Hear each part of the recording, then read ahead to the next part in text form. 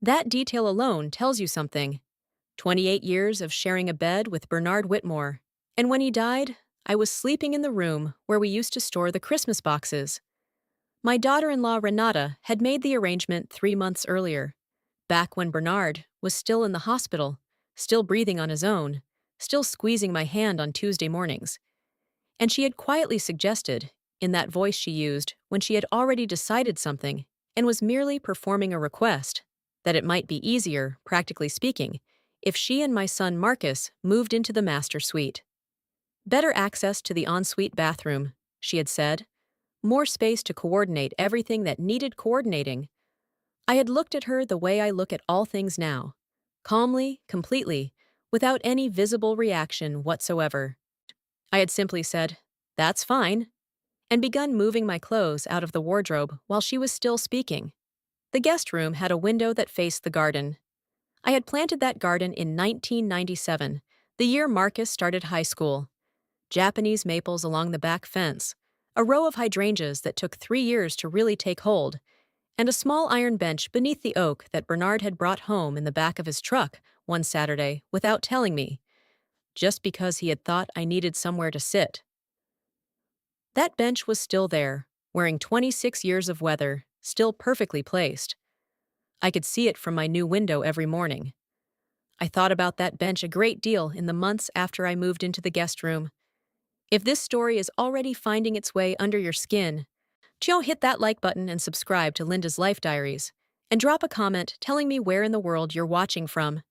She always said the ones who stay quiet longest know the most. Let's see if that's true. On the morning of the funeral, I dressed slowly and with great care. I had chosen the outfit weeks earlier, a charcoal wool dress that Bernard had always admired, the strand of South Sea pearls his mother had given me on our wedding day. I did my own hair in the bathroom mirror, which had a small crack in the lower corner that I had asked Marcus to replace 4 months ago, and which was still cracked. I did not rush. I did not need anyone to come and tell me it was time. I simply finished, looked at myself clearly in that cracked mirror, and went downstairs. The house was already full of movement that had nothing to do with me. Renata was in the kitchen, directing the caterers she had hired for the reception afterward. People I had never met, moving through a kitchen I had cooked 10,000 meals in, stacking unfamiliar platters on my counters. Marcus was on the phone in the hallway, his voice low and urgent, the kind of voice he used for conversations he didn't want overheard. My daughter Sylvia had arrived from Phoenix the evening before and was sitting at the dining table with a coffee she hadn't made herself, scrolling her phone with the particular absence of a person who was physically present but had no intention of being useful. None of them looked up when I came in. It was my grandson Eli who stood. He was 16, tall enough now to look me directly in the eye, sigh with Bernard's jaw and his father's height, and a stillness that belonged entirely to himself. He crossed the kitchen in 3 steps and put his arms around me without saying anything. I held him for a moment, just a moment, and then straightened and thanked him quietly. "Grandma," he said, and the way he said it, the particular weight of it, told me he had been watching the same things I had. "I know," I said. "I'm all right." He looked at me for a second longer than necessary, the way children do when they are deciding whether to believe you. Then he nodded and stepped back, and I went to pour my own coffee because no one had thought to pour one for me. St. Catherine's Church was 40 minutes from the house, on a quiet street lined with elms that had been there longer than any of us. Bernard and I had been married there. We had attended Sunday services there for 20 years before we stopped, not out of any crisis of faith, but simply because life accumulated and Sunday mornings became something else. The priest who performed the service was a young man neither of us had ever met, which seemed appropriate in a way I could not have explained. I sat in the front pew between Eli and my daughter Sylvia. Marcus sat beside Renata, who had positioned herself at the end of the row closest to the aisle. I noticed this the way I notice everything now, without comment, without visible reaction, simply noting it for the record I keep in my head. The service was lovely. The priest said things about a man he had never known, but he said them with genuine warmth, and the organist played the hymn Bernard had loved since childhood. Gas, and there were white roses at the altar, because Eli had remembered, without being asked, that those were the ones I would have chosen. When I glanced at my grandson during the second reading, he was looking straight ahead, his jaw set, his hands folded in his lap with a composure that was almost too much for a boy his age. I did not cry during the service. I had cried for 3 weeks privately in the guest room with the cracked mirror and the view of Bernard's bench, and I had finished. There was nothing theatrical about my grief. It was mine, and I had handled it in the way I handle everything, thoroughly, without an audience, and then I had moved on to what needed to be done next. What needed to be done next was waiting. After the burial, after the receiving line, after the long, slow handshakes, and the "he was such a wonderful man," and the casserole dishes pressed into my hands by women from the old neighborhood, we returned to the house for the reception. The caterers had set everything beautifully. I will give Renata that. The food was correct, the flowers were tasteful, the lighting in the living room was warm.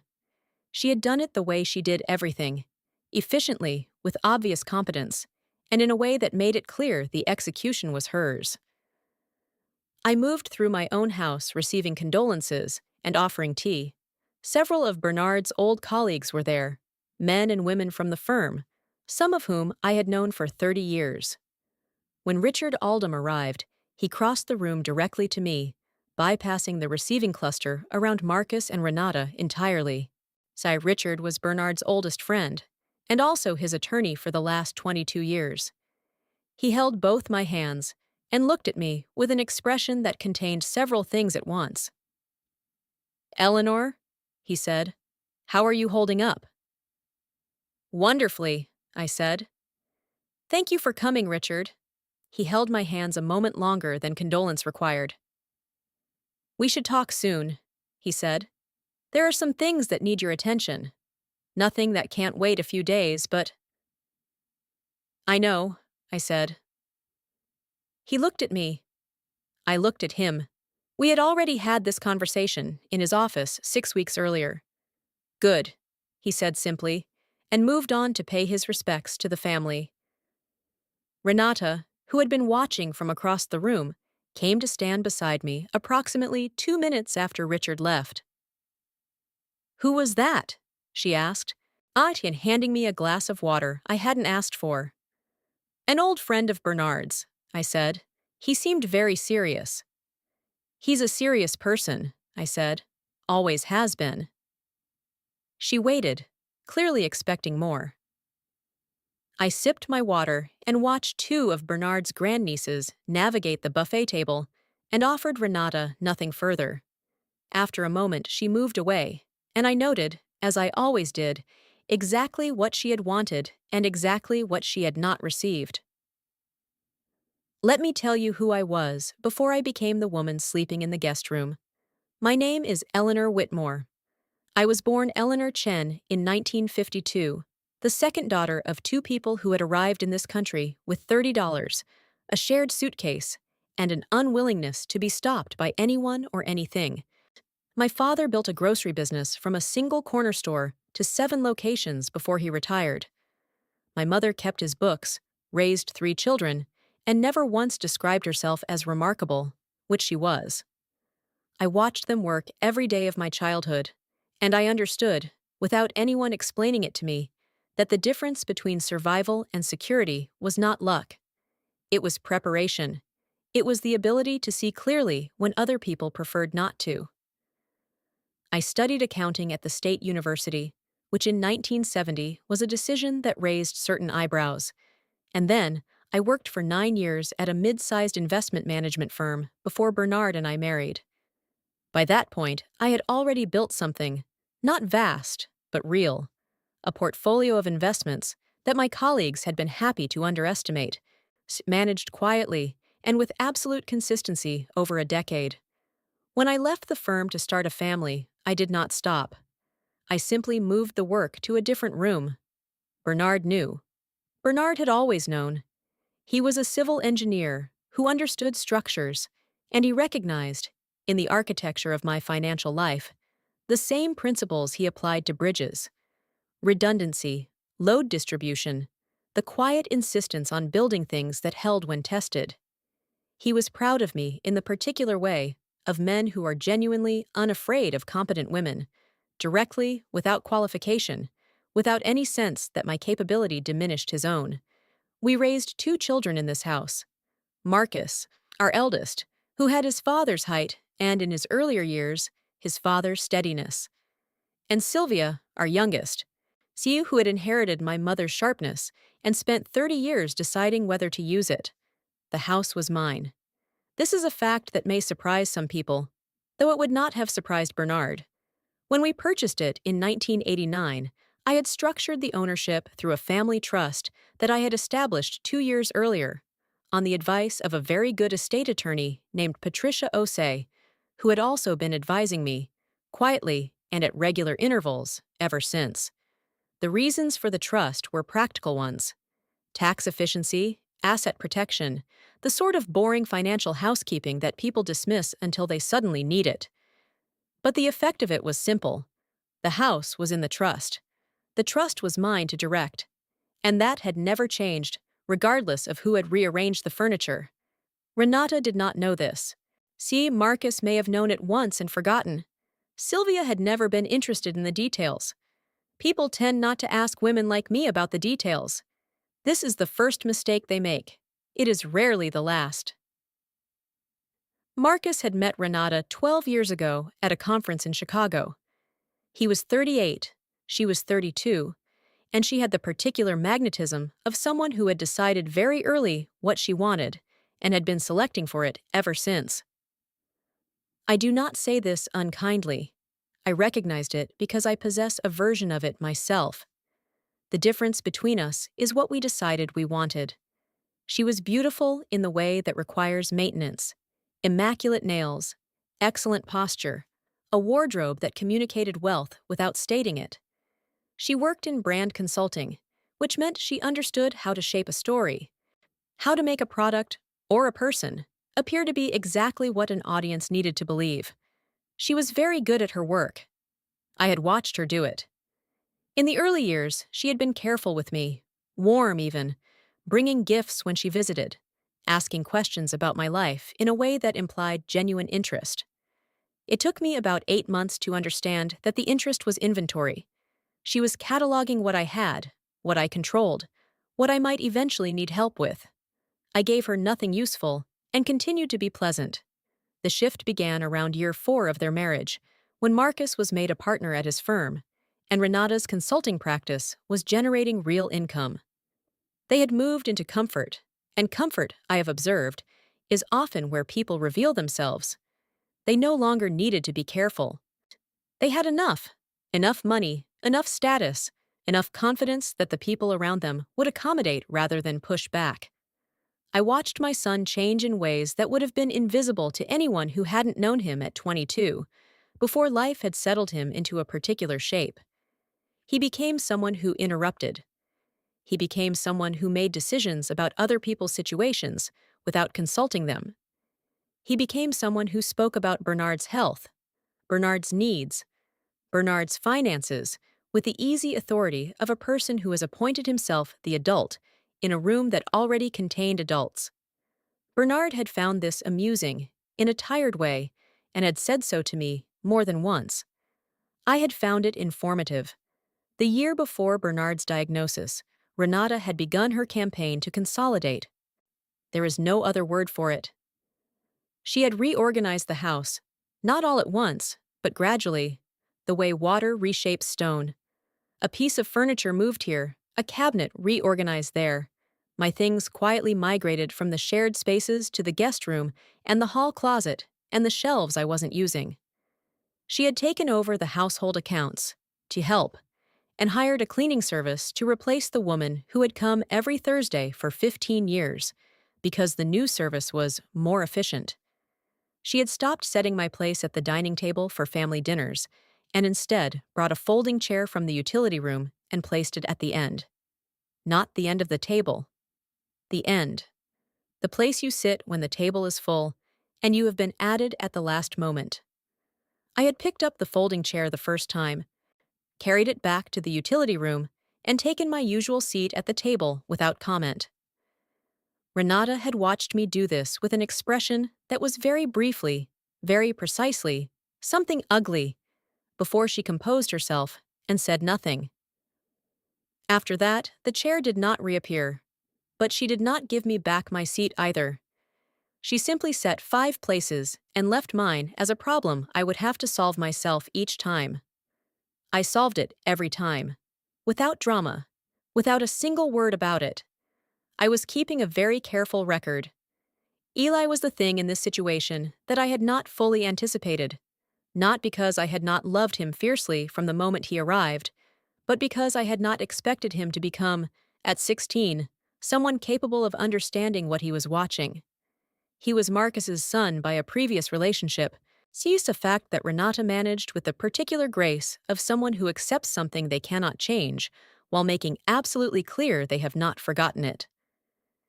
Eli had spent his childhood moving between his mother's apartment and this house on alternating weeks, and the instability of that arrangement had given him the particular alertness of a child who has learned to read rooms quickly. He read this one with impressive accuracy. It was Eli who, when I moved into the guest room, carried my books up the stairs without being asked and arranged them on the shelf in the order he knew I kept them. It was Eli who brought me tea in the evenings when I was sitting at the window, and who sat with me quietly in the way that people who are comfortable with silence know how to do. It was Eli who said, one evening in September, looking at the garden below us, "Grandma, why do they talk to you like that?" I had considered my answer carefully. "Like what?" I said. He looked at me sideways, teenager and old soul at once. "Like you're not the one who built all of this." I had looked at my garden in the evening light, at Bernard's bench under the oak, at the hydrangeas that had needed 3 years of my patience before they agreed to bloom. "Pay attention," I said. "That's all I want you to do right now. Just pay attention." He had nodded, slowly, the way his grandfather used to nod when he was filing something away. After that, I noticed that Eli was always in the room when things happened, quietly present, always with his phone nearby, always watching. I had not told him to do this. I would not have needed to. Sought. There are things I should tell you about Eleanor Whitmore that the Whitmore family did not know. That is, things they had not bothered to find out, which is different. They knew I had worked before Marcus was born. They knew this the way people know historical facts that do not feel relevant to their present, intellectually, without it changing anything. Renata had once described my career, at a dinner party I was technically attending, as, "She did some bookkeeping years ago." I had sipped my wine and said nothing, and 2 of the people at that table, a woman from my old firm and her husband, who had managed to overlook Renata's introduction and were looking at me with something approaching alarm, had also said nothing, for reasons of their own. What Renata did not know, because she had never been curious enough to find out, then was that I had not done bookkeeping. I had spent 9 years managing a portfolio of alternative investments at a firm that was not in the habit of hiring women who did bookkeeping. I had been, by the time I left to start a family, managing $40 million in assets for a client base that included several people whose names she would have recognized. I had left, not because I had to, but because I had chosen to, and because Bernard and I had agreed on a structure for our life that made sense to us, regardless of what it looked like from outside. What they also did not know was that I had never stopped. The investments I had begun with my own savings in my 20s had grown, through 30 years of consistent management, into something that would have surprised them considerably. The trust that held this house also held other assets. A portfolio managed by a woman I had worked with for 20 years, a collection of real estate holdings in 4 states that I had acquired gradually and quietly over 2 decades, and one significant position that Bernard and I had taken together 17 years ago that had appreciated in ways neither of us had fully expected at the time. I had a meeting scheduled with Patricia Osei and Richard Aldham for the Thursday after the funeral. There were documents to review, decisions to finalize. things that had been prepared, carefully, over a very long time, and that now needed only a signature, mine, to become real. I had known this day was coming. I had been ready for it before anyone else knew there was something to be ready for. The guest room, and the cracked mirror, boss and the folding chair at the end of the table, these were not defeats. They were data. And I had been collecting data on my family for 3 years, with the patience of someone who has known, from the beginning, exactly what she is going to do with it. I was simply waiting for the right moment. As it turned out, the right moment was coming to me. It happened at 4:17 in the afternoon, while the last of the condolence guests were finishing their tea, and the caterers were beginning the quiet work of removing things. I was standing near the window, my window, the one that faced the garden, the one from which I could see Bernard's bench, when Renata came to stand beside me. She was carrying an envelope. It was a standard legal envelope, the kind that signals, by its size and its weight, that it contains something that has been prepared by people whose time is expensive. She held it out to me with both hands, which was, I remember thinking, a strange piece of staging, the gesture of someone presenting a gift rather than delivering a document. "Eleanor," she said, "not Mom. Never Mom. Always Eleanor, since the 3rd year of her marriage to my son. There are some things that need to be sorted out. Marcus and I have spoken to an attorney, and we think it's important to deal with the practical matters sooner rather than later, for everyone's sake." I took the envelope. I did not open it. I already knew what was in it. Not the specific language, not the particular legal framework she had paid someone to construct, but the shape of it, the intent of it. I had seen it forming for 3 years, the way you see weather forming on a horizon, long before anyone else thinks to look up.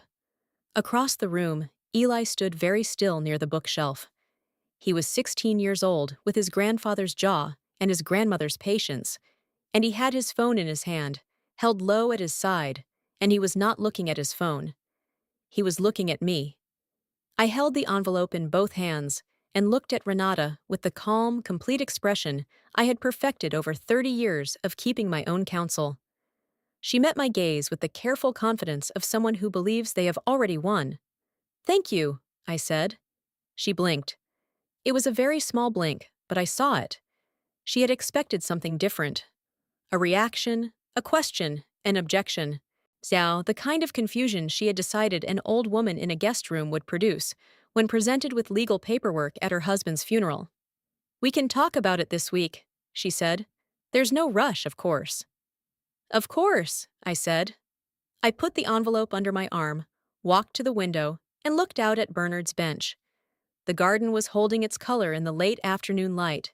The hydrangeas were past their bloom, but still standing, the way things that have put down real roots tend to stand even past their season. I stood there for a long moment. Then I went to find Richard Aldham, who was finishing his tea near the fireplace, and I touched his arm gently and said, very quietly, "Thursday, Richard, first thing in the morning. Don't be late." He set down his cup and looked at me with that expression again, the one that contained several things at once. "I'll be there at 8, he said. "Good," I said, and I went to say goodbye to my guests. Behind me, across the room, I heard the soft but unmistakable sound of a phone being slipped quietly back into a pocket. Eli had not missed a single moment. The Thursday after Bernard's funeral, I woke at 5:30 in the morning, which is the time I have always woken. Not because anyone required it of me, not because a schedule demanded it, but because I am a person who has always preferred to begin the day before the day has decided what it is going to be. I dressed in navy, a suit I had bought in 1998 and kept meticulously because quality does not expire. And I pinned the pearls at my throat and put on the low-heeled shoes I wore when I intended to walk with purpose, and I went downstairs to make my own breakfast in my own kitchen while the house was still sleeping. The caterers had left everything immaculate, which I appreciated. I made eggs and toast and sat at the dining table in the seat I always had to reclaim for myself, and I read the newspaper the way I had read it every morning for 40 years. all the way through, methodically, without skimming.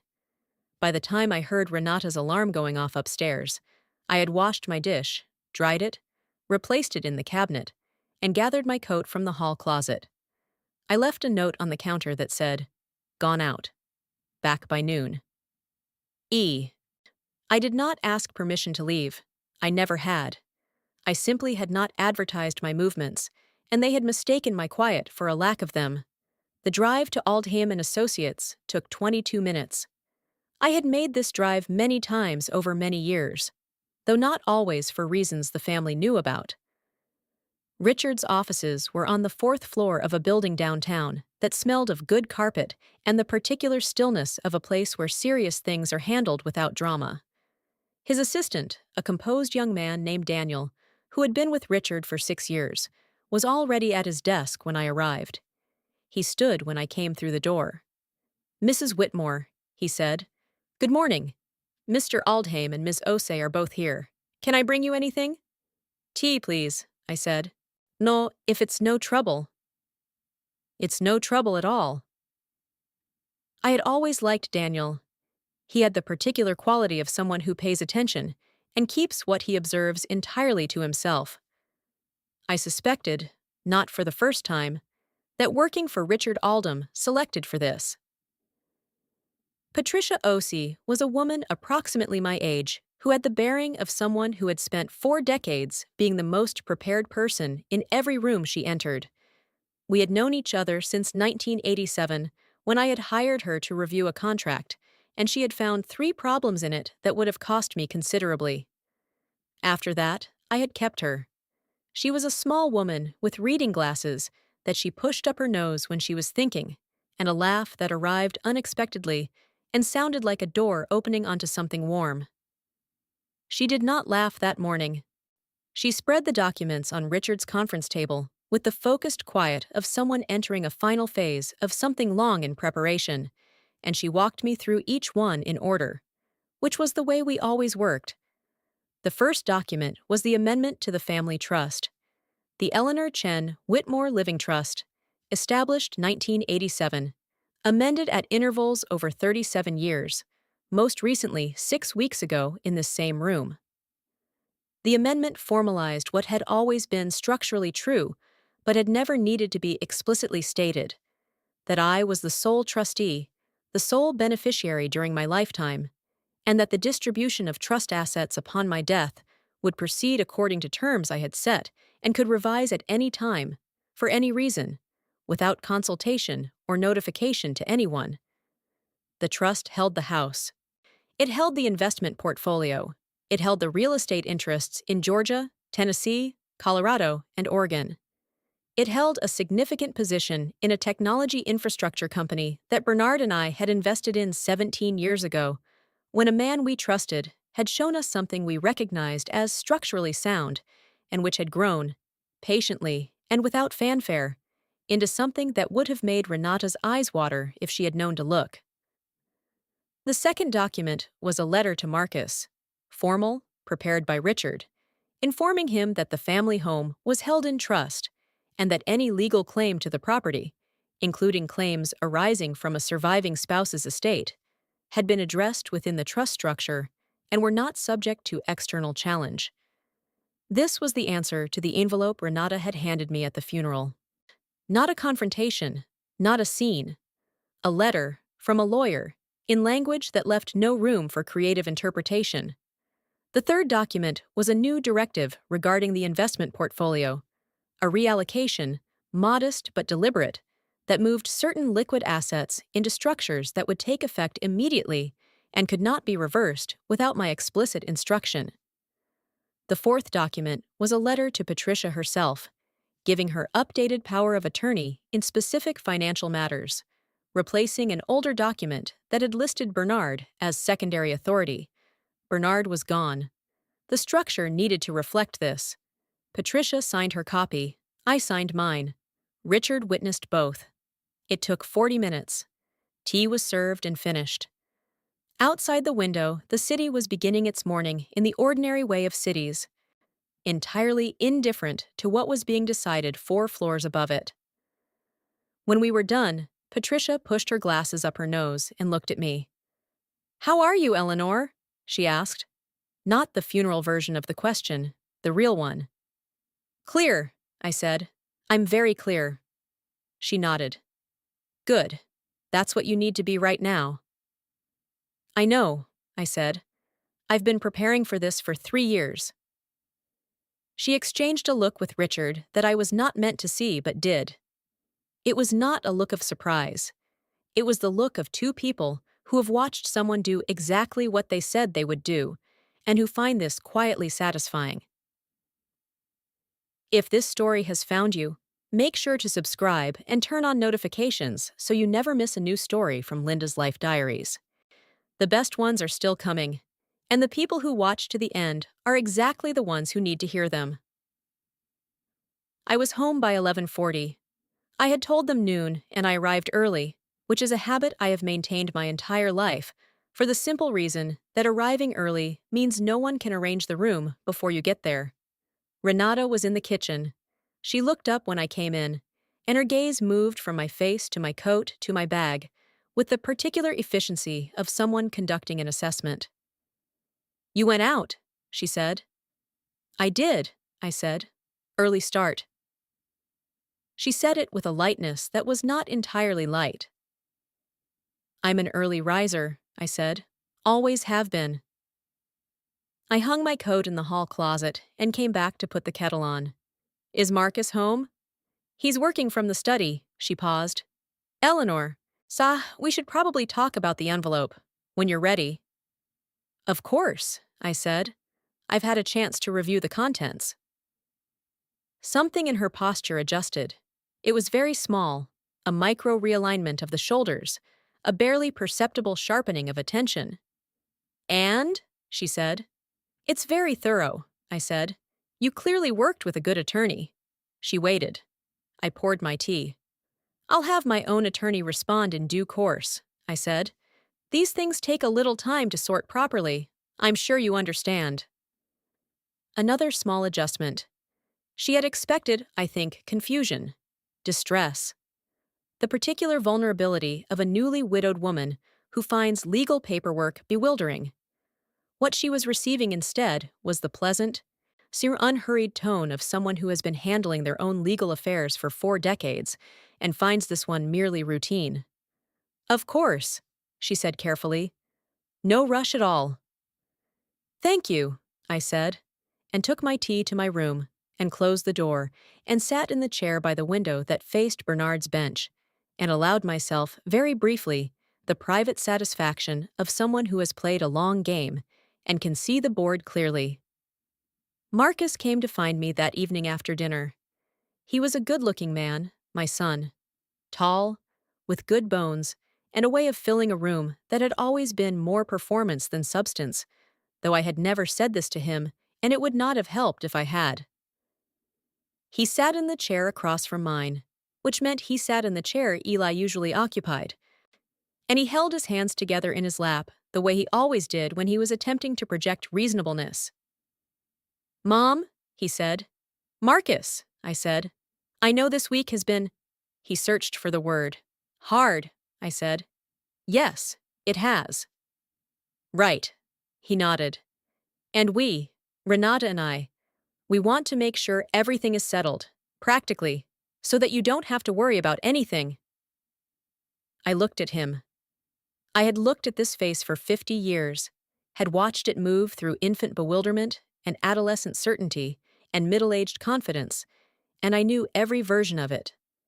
The version currently before me was the one he wore when he had decided something and needed me to agree, without recognizing that I was being asked to agree. "I appreciate that," I said. "The house is going to need some decisions made," he said, "about the future. What makes sense, long term?" He unclenched and reclenched his hands. "Renata and I have been talking about it, and we think it might make more sense for you, practically speaking, to have your own space. Somewhere smaller, easier to manage. We could help you find something." "Marcus," I said. He stopped. "Your father died 6 days ago," I said. A pause.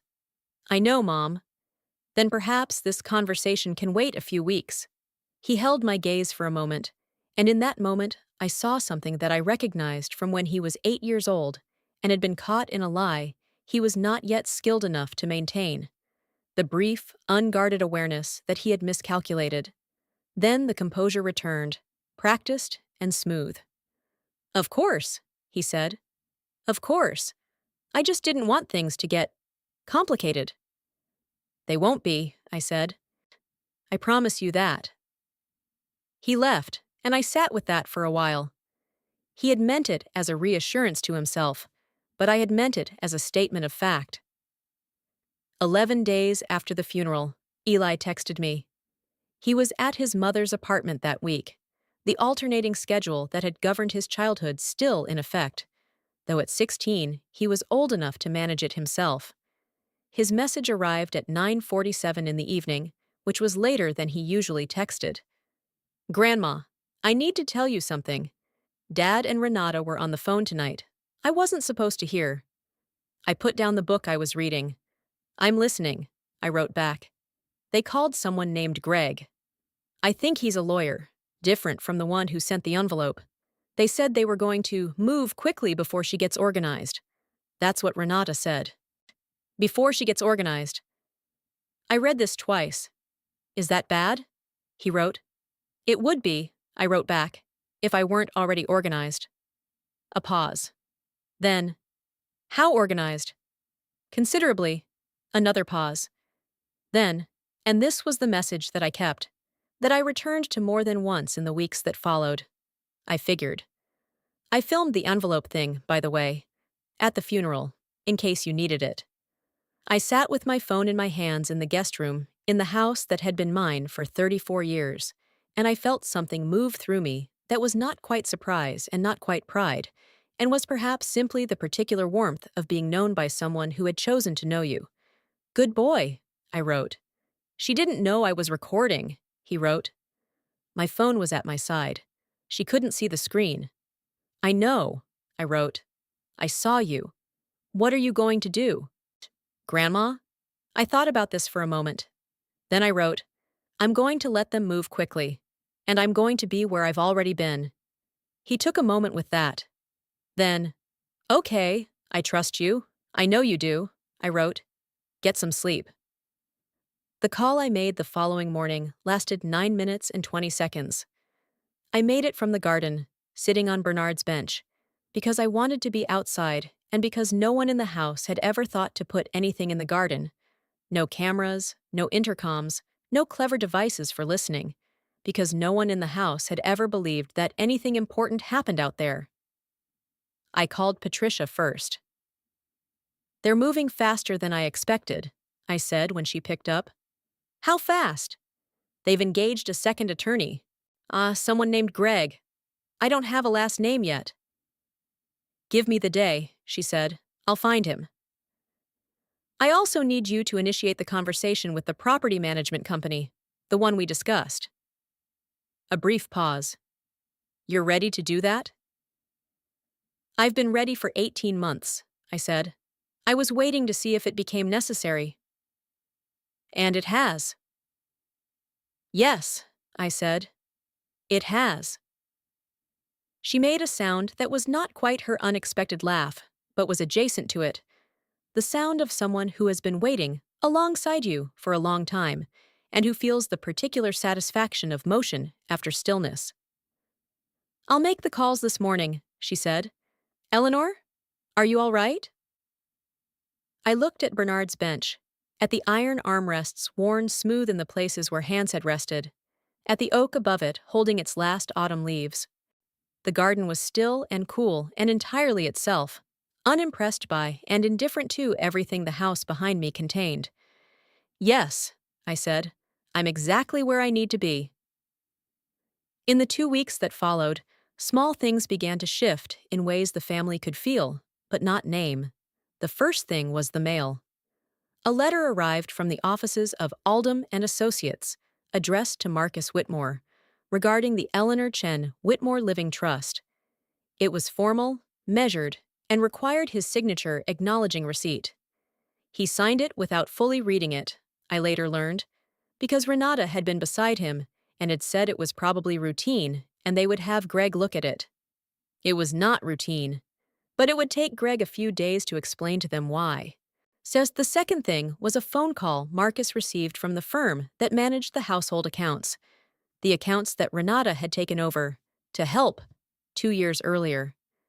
The firm was calling to advise that certain account structures were being reviewed in connection with the trust administration and that no changes to account designations should be made pending that review.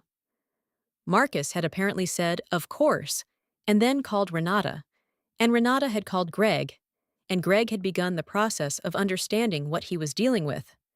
The third thing was that the cleaning service Renata had hired stopped appearing on Thursdays. No explanation was given. The service simply did not come. When Renata called the number, she was informed politely that the contract had been reviewed and would not be renewed.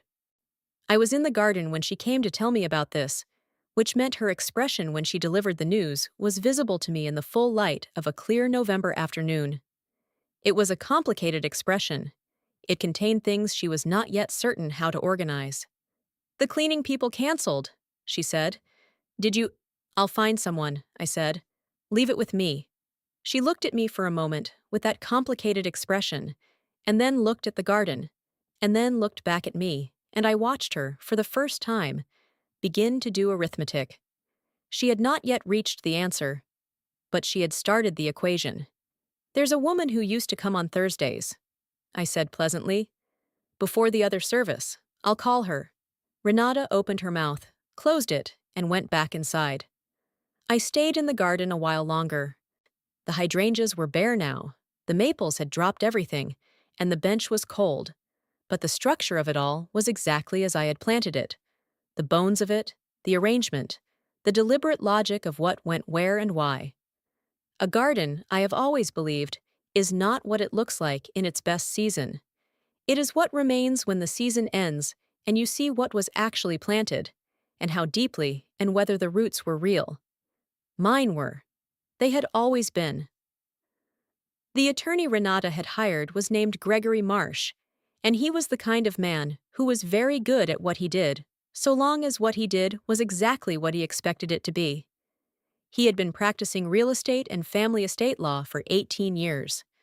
He had a good track record in cases involving contested inheritances, property disputes between family members, and the legal maneuvering that surrounds elderly relatives whose assets are considered, by people who do not say this out loud, to be in transition toward the next generation. He had, Renata later told Marcus, handled dozens of cases just like this one. He had not, it emerged, handled one quite like this. His first communication came 3 weeks after the funeral. A formal letter to Richard Aldham asserting that Marcus Whitmore, as the surviving adult child and co-resident of the family home, had standing to petition for an accounting of the estate and a review of any trust instruments that affected the disposition of marital property. It was well written. It cited the correct statutes. It was also, as Richard described it to me, with the measured understatement of a man who has been practicing law for 40 years. They built on a set of assumptions that were going to cause Mr. Marsh some difficulty. Richard's response took 4 days. It was 11 pages. I did not read all 11 pages. I did not need to. I had written the underlying documents myself, in collaboration with Patricia, over the better part of a decade, and I knew what they said and what they meant and what they made possible.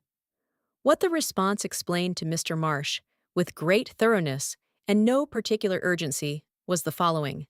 The family home had been held in the Eleanor Chen Whitmore Living Trust since 1987. It had never been marital property in the sense Mr. Marsh was invoking, because it had never been jointly titled. It had been conveyed directly into the trust at the time of purchase, using funds from an account that predated the marriage and had been clearly documented as separate property. The trust was irrevocable as to its structural protections, meaning that no surviving family member had standing to challenge its terms without demonstrating fraud or incapacity, neither of which was in evidence. Furthermore, Bernard Whitmore's estate, his personal assets, his accounts, the proceeds of his life insurance, had been structured in coordination with the trust over many years, and the documentation supporting this coordination was extensive, professionally maintained, and available for review at Mr. Marsh's convenience. The letter closed with a single paragraph that Richard told me he had written himself, without consulting precedent, because he felt it was important to be plain.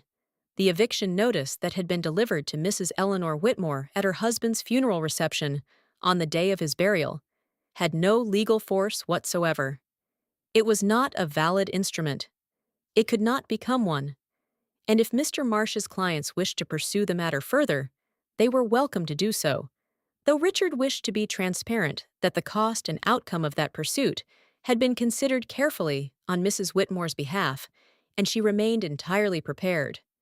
Richard told me later that Mr. Marsh's response to this letter arrived in 4 days, which was, in Richard's professional estimation, the pace of a man sitting with something that had not gone the way he planned it.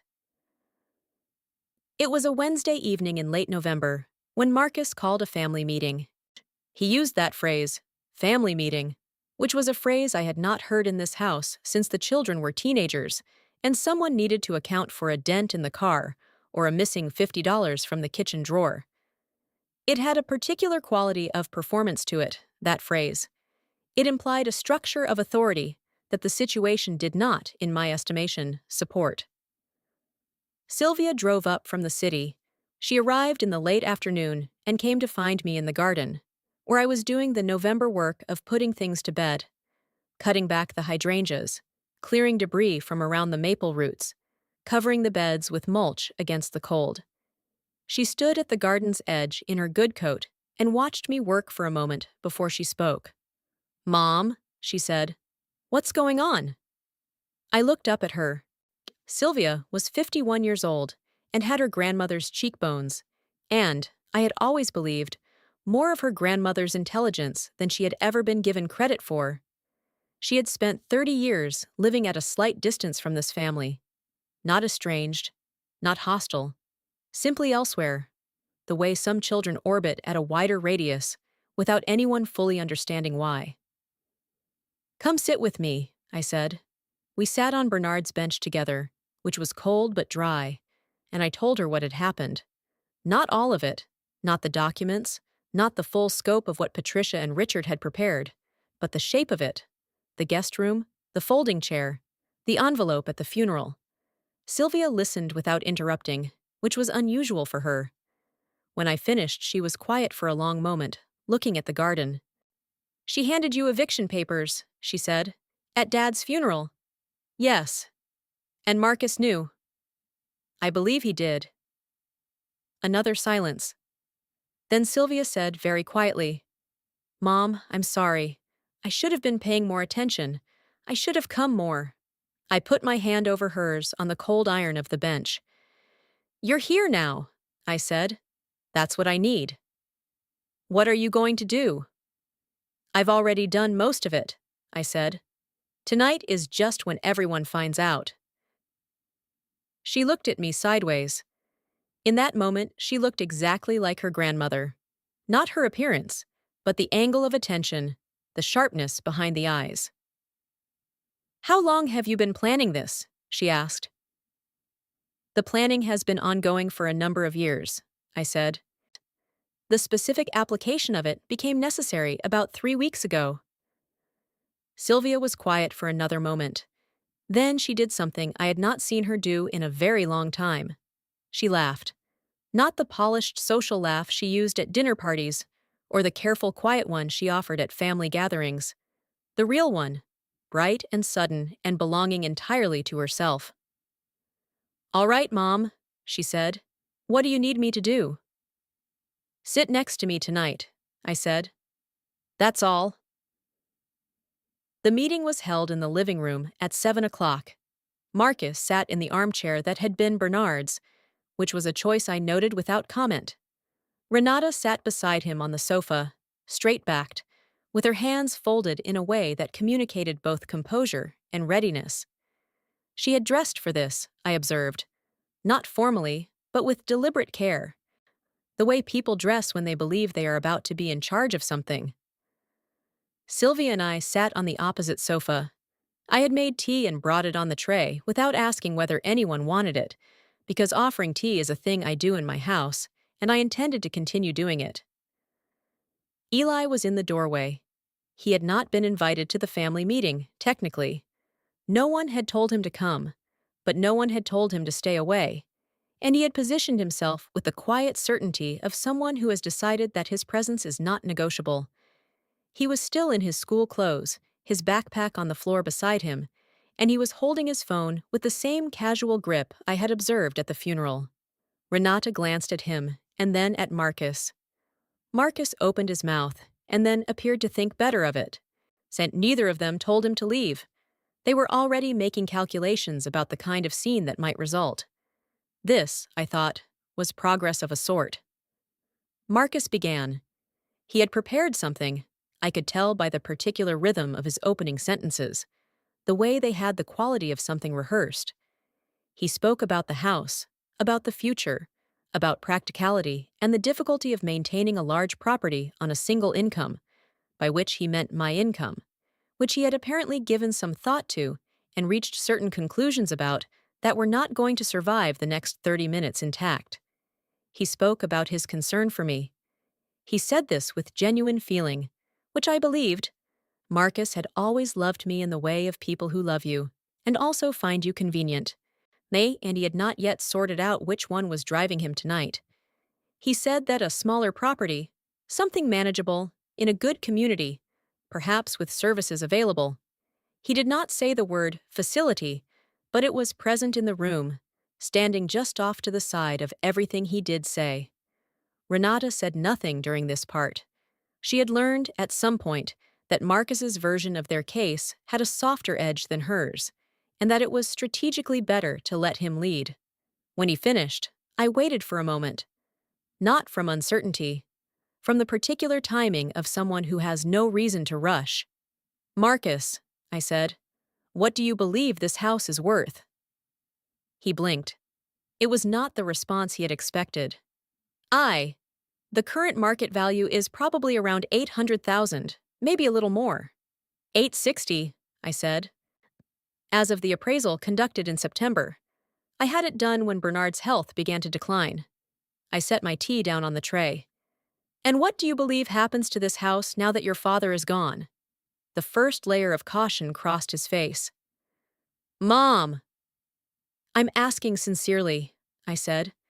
"I want to understand what you believe." He looked at Renata. Renata gave him a very small nod. "We understood that the house was a marital asset," he said carefully, "and that with Dad gone, the estate would go through probate, and we'd need to decide together what to do with it." "I see," I said.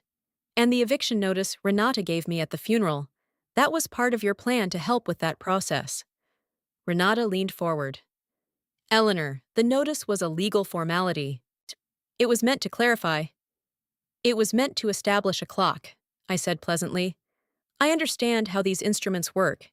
You wanted to initiate a legal timeline before I had a chance to respond. That's a reasonable strategy if you believe the underlying assumptions are correct." A silence settled over the room. It was a new quality of silence, not the silence of a pause, but the silence of a room in which something has shifted and no one has yet identified what. "What assumptions?" Marcus said. I reached into the folder I had brought down with me, a plain manila folder, nothing dramatic, and removed the first document.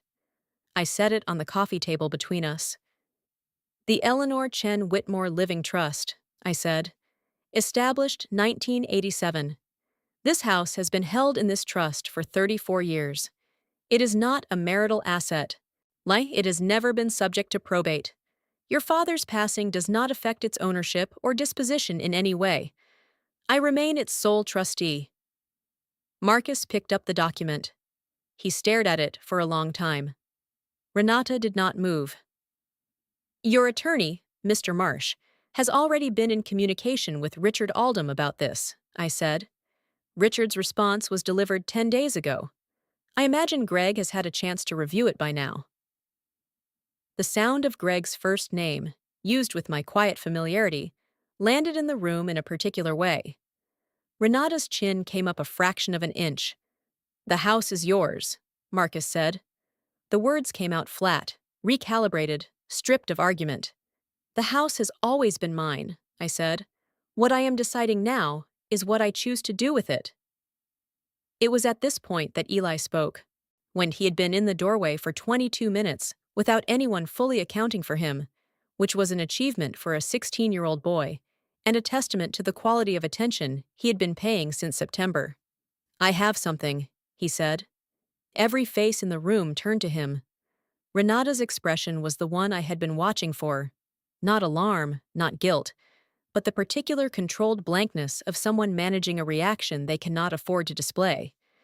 Eli walked into the room and set his phone on the coffee table, face up, and pressed play. The video was 47 seconds long. It had been filmed from hip height, angled slightly upward, on the afternoon of Bernard's funeral. The image was clear. The living room in the background, the condolence guests moving in soft focus, she and in sharp focus in the center of the frame. Renata, holding a legal envelope with both hands, presenting it to me with the careful staging I remembered exactly. And me, taking it. And Renata's voice, audible and distinct above the ambient murmur of the room. "Marcus and I have spoken to an attorney, and we think it's important to deal with the practical matters sooner rather than later." Then my voice, even and clear, "Thank you." The video ended. No one spoke for a moment. The room had the quality of a room in which everyone is doing rapid, private arithmetic, and no one has finished. "I wasn't trying to hide it," Eli said. His voice was steady. He was 16 years old, and he was the calmest person in the room. "I just thought someone should have a record, in case it mattered." He picked up his phone and looked at his father. "She was burying Grandpa," he said. "That's all I want to say."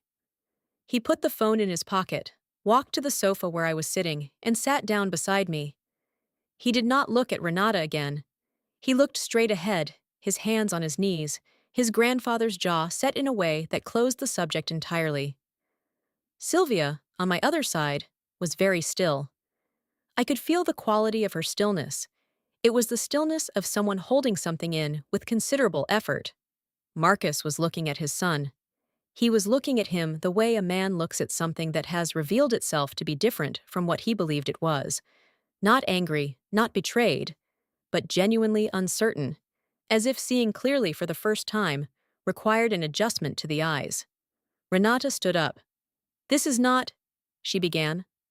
"Renata," I said. She stopped. I said it the way I say the things that need to end conversations. Quietly, without inflection, with the complete authority of someone who has been patient for 3 years and has now moved into the phase of the thing that comes after patience. "Sit down, please," I said. She sat. I removed 3 more documents from the folder. The first was the portfolio summary, a single-page document prepared by my investment manager that listed, in plain language, the current value of the assets held under my management. I placed it on the table and did not look at anyone's face when I did, because I did not need to. I already knew what expressions they were making. The number on that page was not the number they had imagined, not even approximately. Marcus said, "Mom." I said nothing. "This." He stopped, started again. "Sar, how?" "I worked for 9 years before you were born," I said, managing investments for people whose wealth was considerable. I did not stop working when I stopped going into an office. I managed our family's financial life the same way I managed everything else, carefully, consistently, and without making a great deal of noise about it.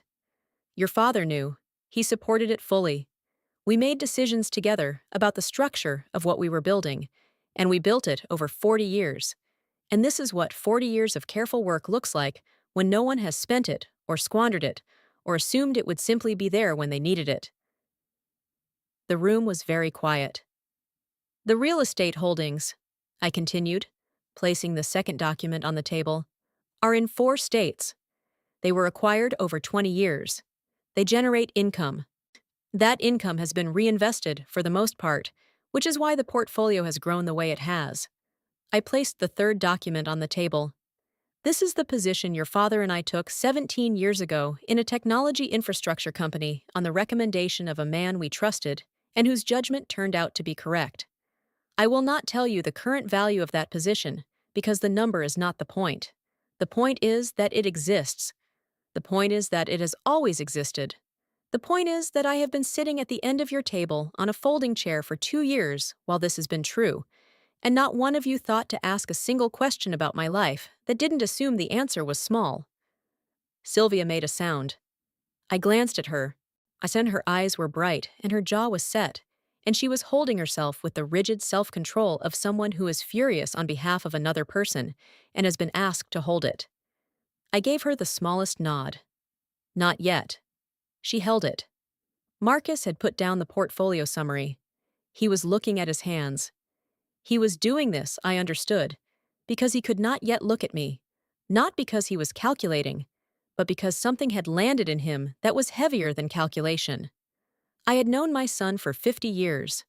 I knew the difference between his tactical silences and his genuine ones. This was genuine. Renata was looking at the document as if it were a thing she could not fully parse. Her face was composed. Her hands were still. She was a woman who had spent her professional life managing the story of things, and she was, sight in this moment, confronted with a story that had been running in a different room entirely, told by a different narrator, for longer than she had been in this family. She looked up at me. For a moment, neither of us said anything.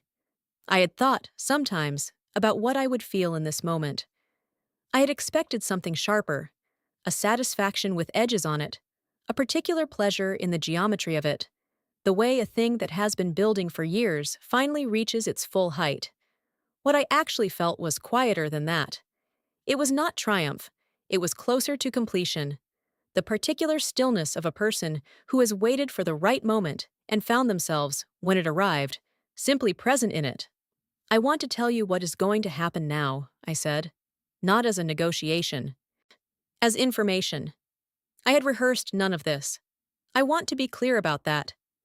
I do not perform, and I do not prepare speeches, and I have very little patience for theatrical revelations. What I said in that room, I said because it was true, and because the time for saying it had arrived, and because I had spent 37 years making sure I had the standing to say it without anyone being able to take it back.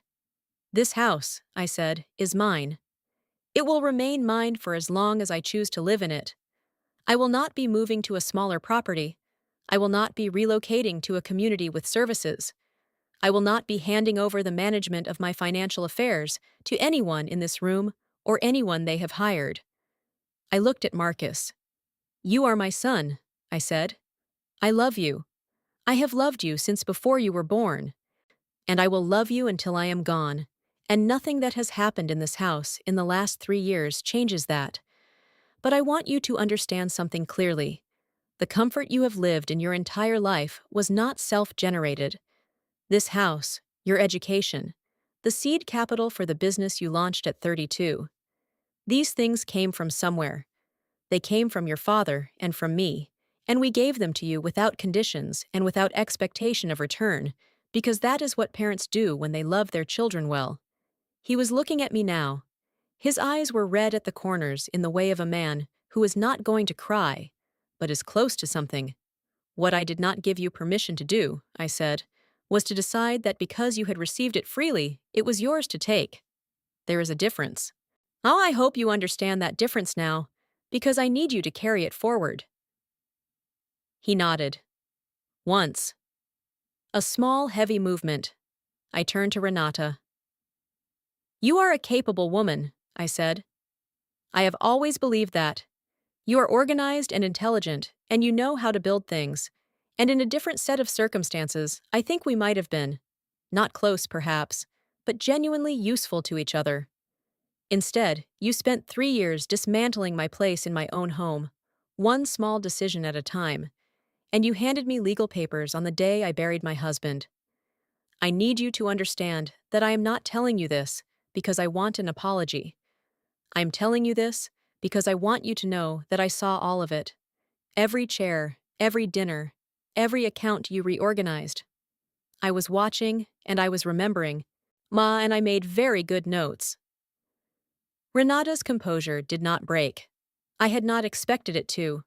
She was not a woman whose composure broke in front of an audience, but something behind it shifted.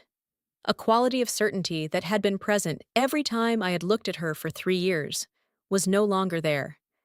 It had been replaced by something more honest, if less comfortable. "Here is what I am offering," I said, "and I want to be precise, because I am not a person who offers things she does not intend." I looked at both of them. "You may continue to live in this house under the following conditions. First, I return to the master bedroom, which is where I have slept for 28 years, and where I intend to sleep again beginning tonight. Second, the household management returns to its previous structure, which means the cleaning, the accounts, and the maintenance scheduling are mine to direct.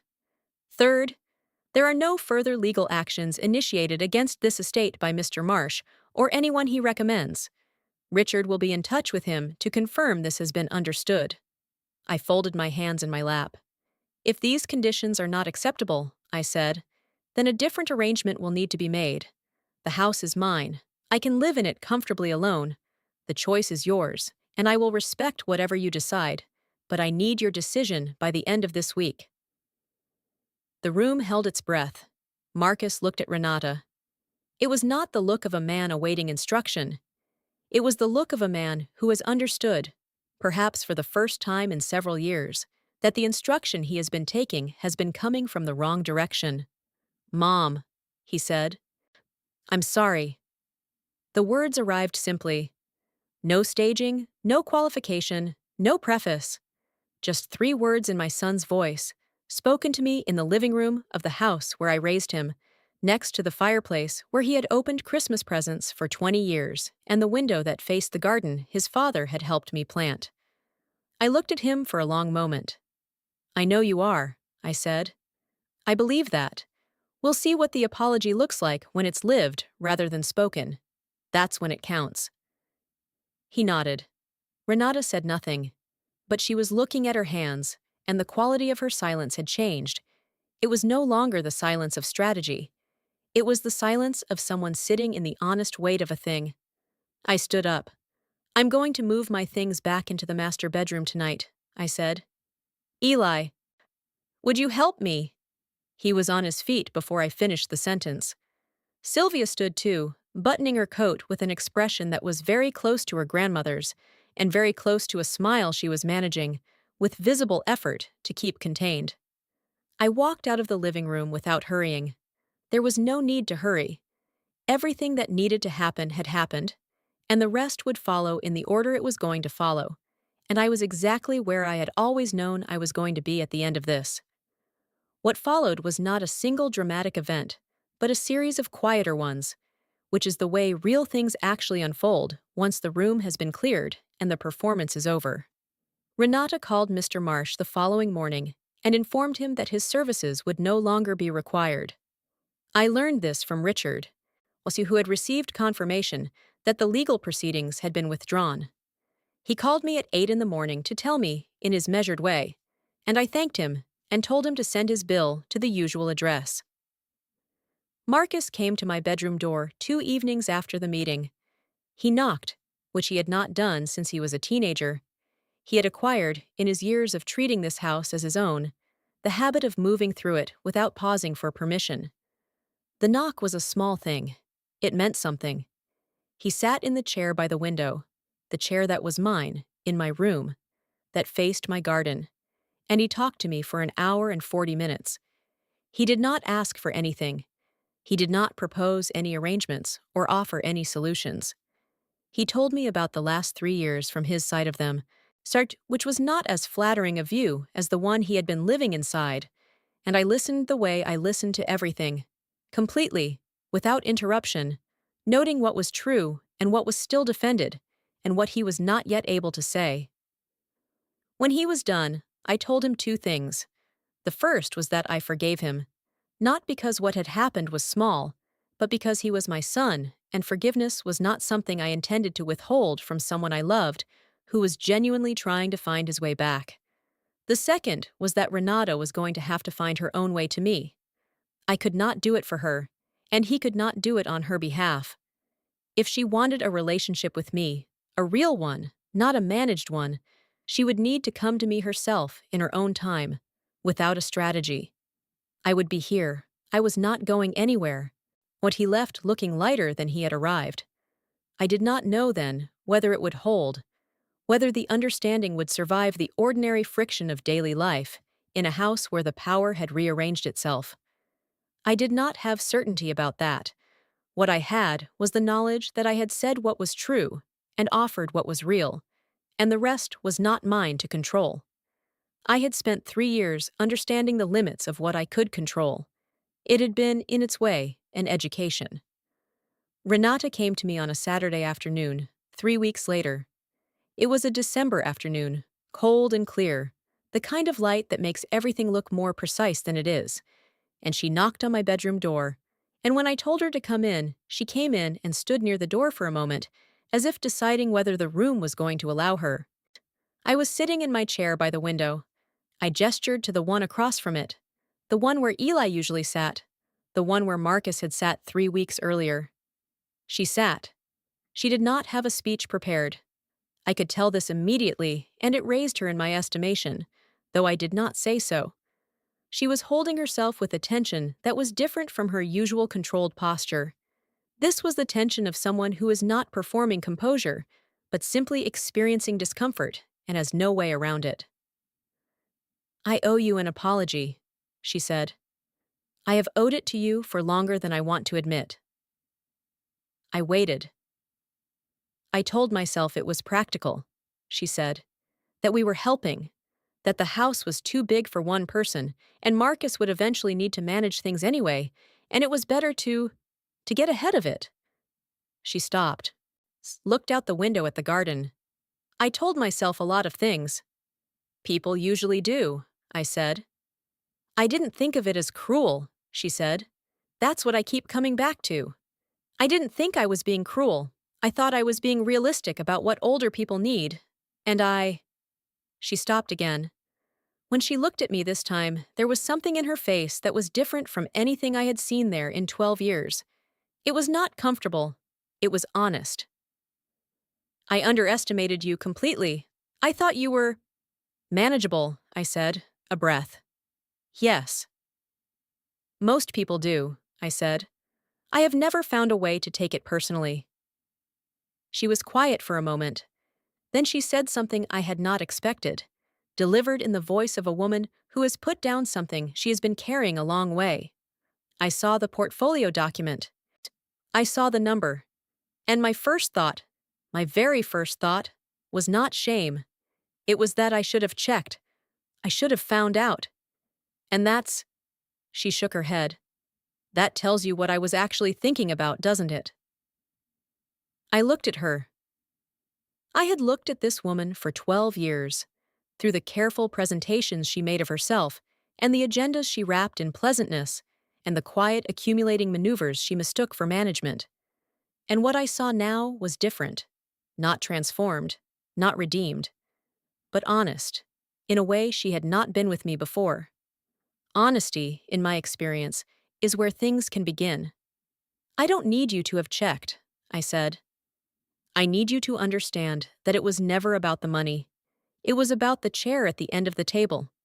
It was about the cleaning service that replaced the woman I had known for 15 years. It was about the envelope." She nodded. Her eyes were bright. "We are not going to be easy with each other," I said. "I'm not going to pretend we are. But I am willing to try something more honest, if you are. On the condition that what happened does not happen again. Not in this house. Not in the small daily ways. Not in the large legal ones." "It won't," she said. I believed her. Not completely, not yet. Belief of that kind is built over time, in the accumulation of small, consistent actions, and we had not yet begun to accumulate them. But I believed the intention, and intention is where everything starts. "Good," I said. "Then come down for dinner tonight. Sit where you like. I'll cook." She looked surprised. the particular surprise of someone who expected consequences and received instead an invitation. "All right," she said. "All right," I said. Sylvia called every Sunday after that. Not dutifully, not the performed check-in of a child managing a parent, but genuinely, the way people call when they have decided to be present in a relationship and are making good on that decision. She came for Christmas, which she had missed the previous 3 years, for reasons that had seemed reasonable at the time, and now did not. She sat at the dining table in the seat to my right, and she and Eli carried most of the conversation, and it was the closest thing to a real Christmas dinner this house had held in longer than I wanted to count. She told me, on a Sunday call in January, that she had been thinking about what I had built, the portfolio, the properties, the 40 years of careful invisible work, and that she wanted to understand it. Not to inherit it. To understand it. She wanted to know how I had thought about it, what decisions I had made and why, what I had seen that other people had missed. I told her I would be happy to show her. We began meeting with Patricia on the first Friday of each month. Sylvia came in from the city. Patricia laid out the structure, and I explained the reasoning, and Sylvia asked questions with the particular quality of attention that had always lived in her and had never been fully exercised until now. Patricia told me, after the second meeting, that Sylvia had what she called financial intuition, the ability to see through the surface of a thing to its structural logic. Patricia said it was a quality that could not be taught, only developed in people who already had it. I was not surprised. I had always known my daughter had it. I had simply been waiting for her to find out herself. Eli turned 17 in February. He had been driving for 2 months, cautiously, with the particular concentration of a new driver who is genuinely afraid of doing it wrong. And he arrived at the house on a Saturday morning with a plate of something he had baked himself, wrapped in foil and labeled in his handwriting, "For Grandma. Lemon cake." I looked it up. It was dense and slightly uneven, and one side had risen higher than the other, and it was the best thing I had eaten in months. We sat at the kitchen table and ate it with tea, and he told me about school and his mother's new apartment, and the history paper he was writing about economic inequality in the post-war period, which he was approaching with more rigor than most adults bring to most things. He was studying accounting, he told me, not because anyone had suggested it, but because he had started reading about it on his own and found he understood it in a way that felt like a language he had always known. "Your great-grandmother was a bookkeeper," I told him. "Your grandmother managed investments. Your father was a finance major for 2 years before he switched to business management." I poured more tea. "It's in the structure of the family." He looked at me with his grandfather's steady eyes. "You never told me any of that." "No one asked," I said. People tend not to ask women like me about the details." "I'm asking," he said. So I told him. "Not all of it. There is a time for all of it, and it was not yet that time, but the shape of it. How I had begun, what I had seen, how I had learned to be patient with things that took time to become what they were going to be." I told him about the hydrangeas in the garden, which had taken 3 years before they agreed to bloom, and which were still standing 30 years later because the roots had been given enough time to go deep. He listened the way he always listens, completely, without performing attention, in the manner of someone who is genuinely keeping what you give them. "Grandma?" he said when I had finished. "The video, at the funeral. I wasn't sure if I should have done it. I wasn't sure if it was the right thing." I thought about this seriously, the way he deserved it to be thought about. "You saw something happening," I said, "that you felt should not disappear without a record. You used the tool you had, quietly, without making a scene, and you kept what you had until it was needed. That is not wrong." I looked at him. "The intention behind it. That's the thing I would want you to examine. And I think you have. I think that's why you're asking." He was quiet for a moment. Then, "I didn't do it for the money. I didn't even know about the money." "I know," I said. "That's why it was right." He looked out the kitchen window at the garden, at the bare hydrangeas and the iron bench and the oak holding its winter shape against a white January sky. "I'm going to be someone who pays attention," he said. She's not as a resolution. As a statement of fact, the way his grandfather used to state things he had already decided. "I know you are," I said. "You already are." It is spring now. The hydrangeas are coming back. They always do. They are extraordinary plants, patient and persistent in a way that I find increasingly companionable as I get older. The Japanese maples along the back fence are putting out their first leaves, that particular transparent red that only lasts a few weeks before deepening, and the oak is fully awake, and Bernard's bench is warm again in the afternoons. I sit on it most evenings, now that the evenings are long enough. Sometimes with tea, sometimes with a book, sometimes with nothing at all. Just the garden and the light and the accumulated understanding of a life that turned out to be considerably larger than anyone looking at it from the outside would have guessed. I sleep in my bedroom.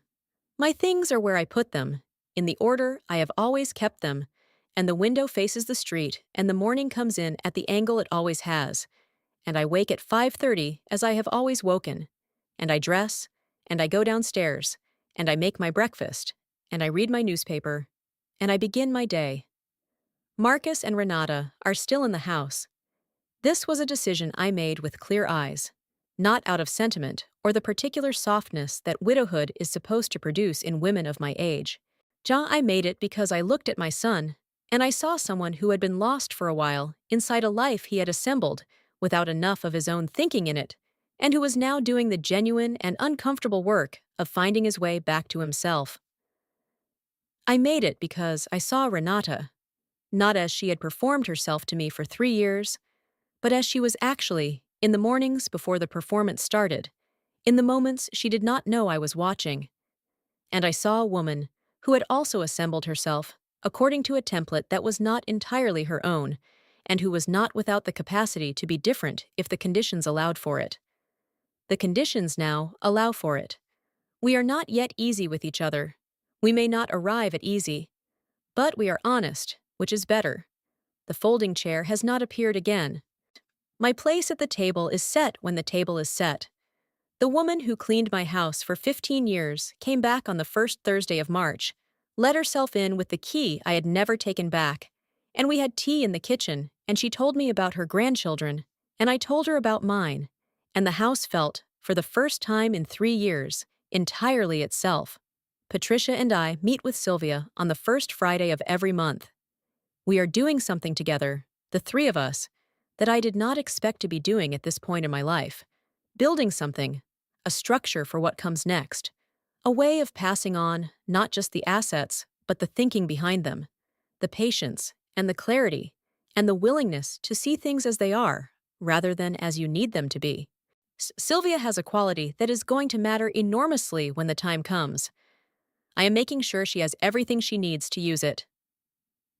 Eli comes on Saturdays. He always brings something.